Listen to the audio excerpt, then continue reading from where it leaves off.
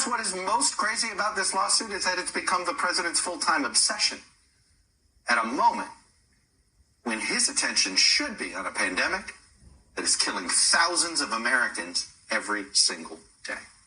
So joining me to break down the implications of this lawsuit and the president's attacks on democracy, Washington Post White House reporter Ashley Parker and professor of law at Boston University, Robert Tsai.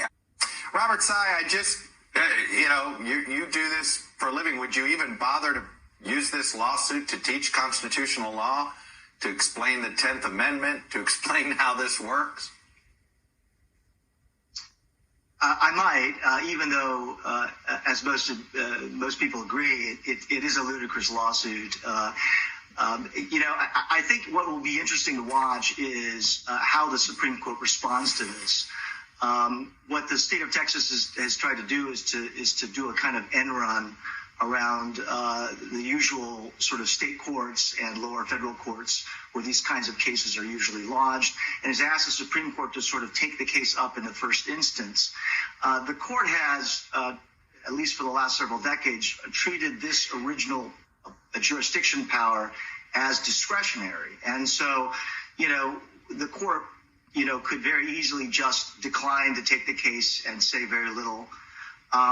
It also has an opportunity to step in and say something more, more about the dramatic nature of the legal theory here, where one state could try to intermeddle in the inner workings of the electoral systems created by other states. And if the court chose to say something about that outlandish legal theory, it could really do some good.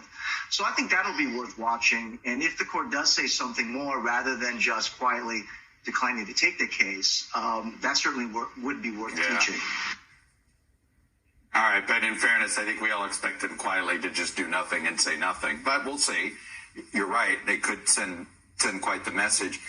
I want to put up this quote here from the Nebraska Secretary of State, who also decided to join this lawsuit. And this is what his rationale. It is absolutely essential that credible claims of election improprieties be brought to light and fully investigated. Tens of millions of Americans have been left wondering about the integrity of our elections.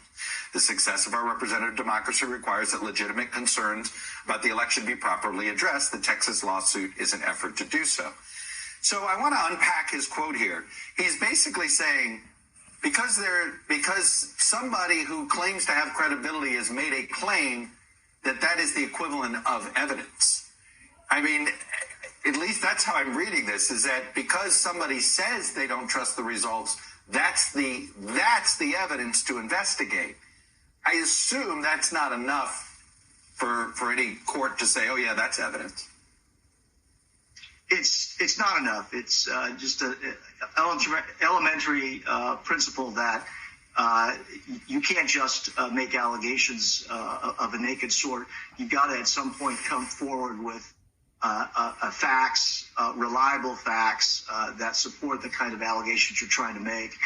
And if we look at the Texas lawsuit, really, we don't have a situation where where there's smoke, there's fire. Instead, we're sort of living the situation more like the idiot who tells the tale that is full of sound and fury signifying nothing. These allegations have been fully litigated in state and federal courts throughout the country and have been rejected. And this is sort of a last-ditch effort to try to convince the Supreme Court of the United States to act as fact finders in the first instance, an extremely rare sort of power. And I just can't imagine that the court will be tempted to want to exercise that authority.